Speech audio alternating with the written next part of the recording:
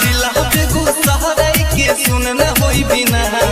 कोनो रंगदारी बेटा दे तो मैं क्या जिला सहरसा के सुनना होई बिना जिला सहरसा के सुनना होई बिना कोनो रंगदारी बेटा दे तो मैं क्या कोनो रंगदारी बेटा दे तो मैं क्या नेता विधायक से छई पहचान रे जिला प्रशासन सब ठोक ही सलाम रे नेता विधायक से छई पहचान रे जिला प्रशासन सब ठोक ही सलाम रे कोनो भी मेहनत के करबौ तमा कोनो रंगदारी बेटा दे